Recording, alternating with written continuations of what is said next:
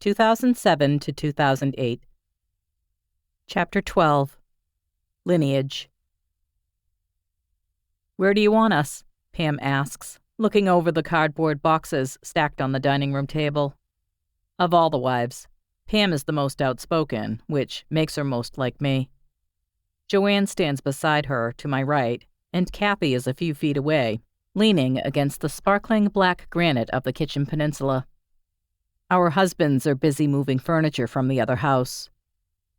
The women look at me expectantly, waiting for instructions on how to unpack our new house.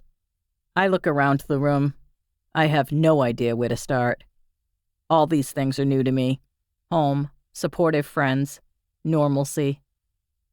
"The china cabinet," I say finally, as though I know exactly how to conduct this orchestra of help. I've been secretly waiting to dress this cupboard for months. The idea of filling it gives me hope for my future here. From the very first time I walked through the house alone, I knew it was my chance to give my kids the home I never had. That day, after unlocking the front door, I stood in the foyer, taking it all in. Then I gave myself a tour of our new home. The place was a mess. It had been an estate sale, and the owner's brother had lived here alone for several years. According to the owner, his brother was married when he bought the place and had intended it to be his dream home. He added state-of-the-art kitchen appliances and raised the roof to make room for kids that would never come.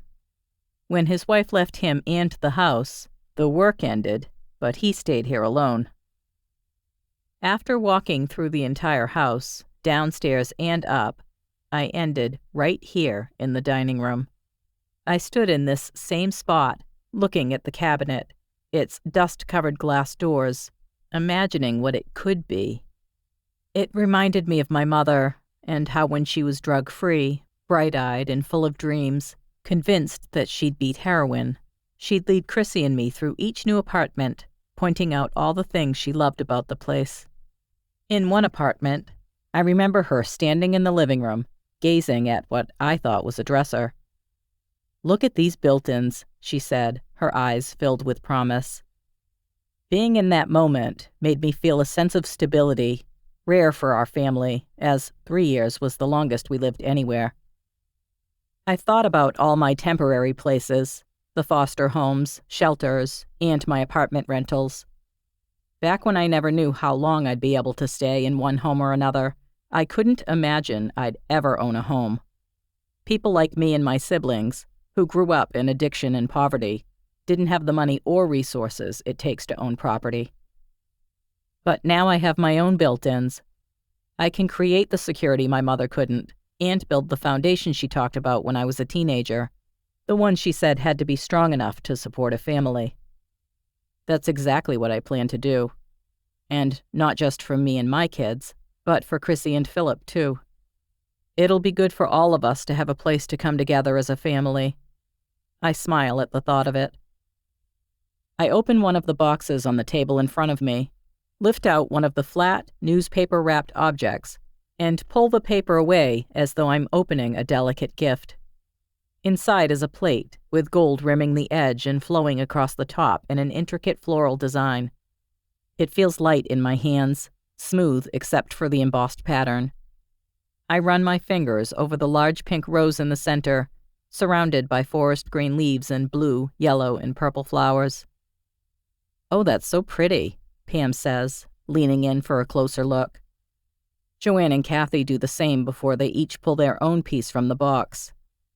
They start unwrapping the rest of the pieces, wiping away the dust that has worked its way through the paper's protection over the years.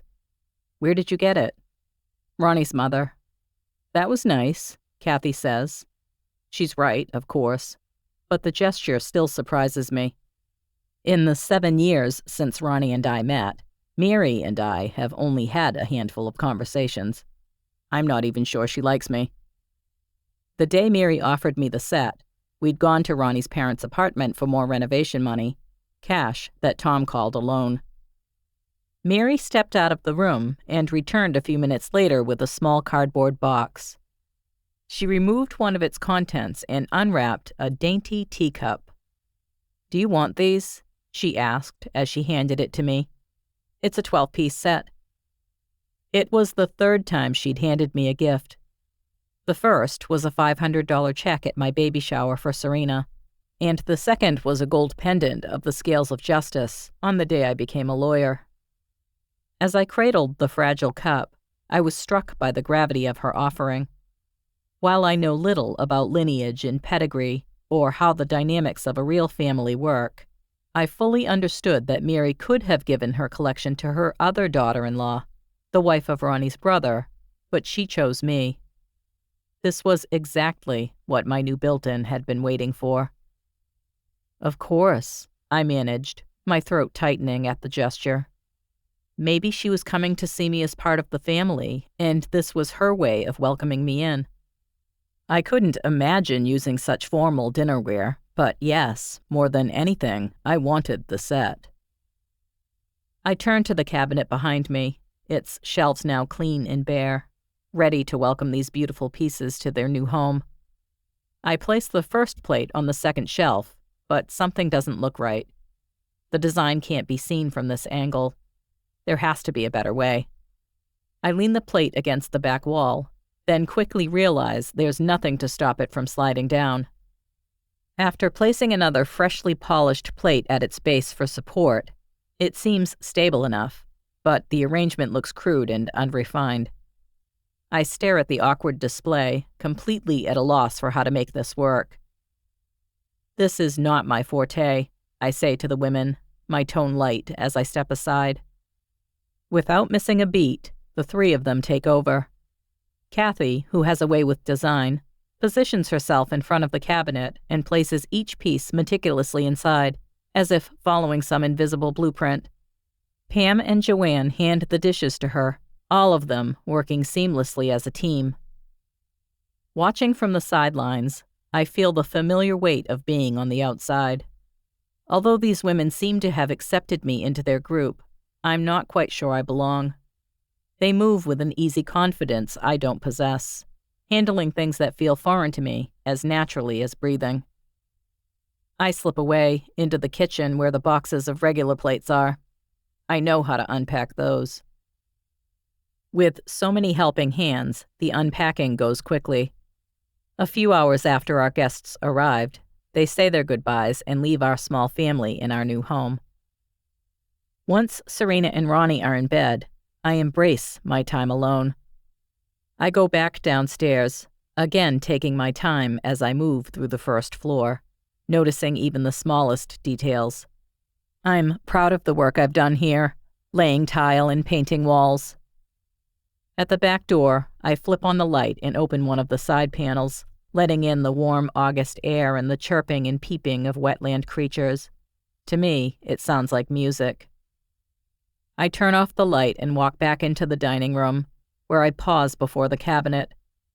It looks stunning, the heirlooms of my husband's family arranged by his friends, our friends. This is my home. It is entirely possible that I fit here with Ronnie, in this house, on this street, and in this world. From where I'm standing, everything looks perfect.